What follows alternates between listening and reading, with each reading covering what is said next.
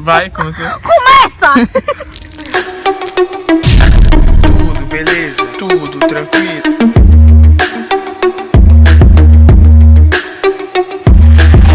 E aí, pessoas? Tudo beleza?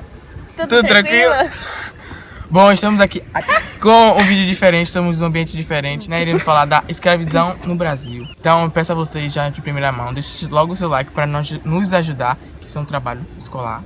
Bom, primeiro nós temos que começar falando que a Europa estava passando por uma fase conhecida como mercantilismo comercial, que para muitos foi uma fase necessária para a acumulação do capital, que serviu posteriormente para a instauração do sistema capitalista. O mercantilismo também tinha regras que ele visava ter a economia, o balanço da economia favorável, objetivando o acúmulo de metais preciosos. Esses metais poderiam ser obtidos não só no comércio, mas também poderiam ser extraídos dos locais onde eles estavam ou então em suas colônias. Daí a importância de lançar mão às grandes navegações em busca de procurar territórios que pudessem ser explorados economicamente, onde existissem minas, ou se não, onde pudessem ser extraídos produtos naturais para serem vendidos e assim acumular metais preciosos. Bom, nesse contexto, Pedro Álvares Cabral, ele aportou aqui em Salvador no abril de 1500. Né? Com ele veio as pessoas chamadas de desterrados, que foram aquelas pessoas que foram condenadas à morte e aceitaram a vir para o Novo Mundo. Então eles vieram aqui para a colônia e foram obrigados, né, a trabalhar. Eles tinham que aprender o modo de cativo e obter informações de metais preciosos, né, nos diversos lugares. Então eles tinham que buscar essas informações desses metais para a comercialização e também na questão com os indígenas da fauna e flora, como por exemplo o pau-brasil. Após essa fase final do escambo com os indígenas até 1932, a coroa portuguesa começou a querer investir na questão do açúcar. Foi implantado no litoral nordestino engenhos de açúcar. E naquela época, para consumir açúcar, tinha que ser aquelas pessoas bem ricas. Então, naquela época, comer açúcar era muita ostentação, né? O trabalho nesses engenhos deveria ser de maneira compulsória, porque se tratava de uma colonização de exploração e de obtenção de lucro. E então, quanto mais você trabalhava, maior os seus lucros seriam. E segundo, porque a qualidade técnica dos equipamentos era baixa. Por isso se precisava da mão de obra escrava. A primeira mão de obra utilizada foi a dos índios. Tá, lembrando que, quando a gente fala de escravidão, as pessoas geralmente, eu também, né, associam muito com negros. A gente não pensa que a primeira escravidão, as primeiras pessoas escravizadas foram os índios, né, que eles estavam aqui, chegaram aqui primeiro, então quando Portugal veio, escravizou eles, então eles que foram os primeiros a serem escravizados. Então...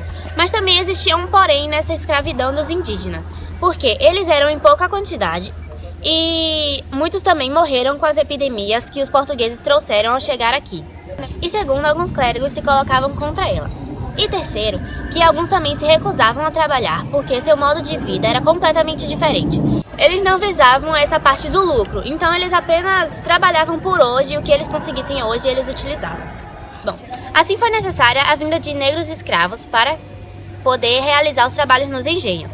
A escravidão negra começou entre os séculos 17 e se intensificou durante os anos de 1700 e 1822, sobretudo pelo grande crescimento do tráfico negreiro. Existem duas teorias sobre a vinda dos negros escravos para aqui para o Brasil.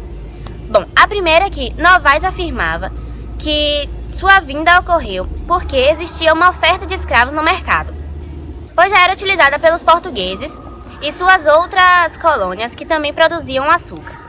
Flammarion diz que a vida dos que trabalhavam no campo era sem dúvida mais difícil, principalmente em locais distantes de algum centro político, onde o seu senhor se colocava como dono do poder local. Porém, afirma que em outras regiões, não raro, o senhor cedia uma brecha de terra a seu escravo para que este plantasse seu próprio alimento, cedendo assim fim de semana para que este cuidasse dela.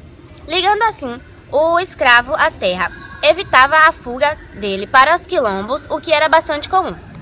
Até 1700 se teve o período classificado como sistema colonial de plantation, em sua forma clássica. Após esse período, com o início da atividade mineradora, se fizeram mais presentes os escravos urbanos. O escravo poderia realizar diversos trabalhos na cidade. Poderia ser engraxate, comerciante, barbeiro, etc.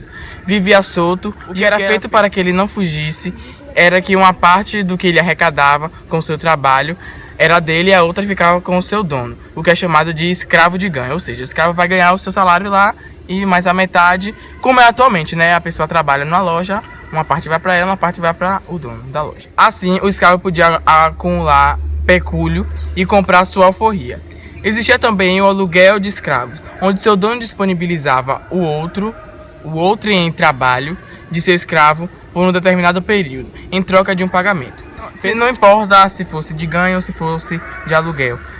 O qual fazia mais atividades, com mais desempenho, era melhor para o dono. Então foi esse o vídeo, pessoal. Beleza? Se você gostou, deixa seu like. Deixa o like, Deixa o like, é muito importante pro nosso trabalho. Deixa muito like. Fala com o pai, com a mãe, com o tio, com a avó, papagaio, periquito. Fala com todo mundo pra curtir. Valeu.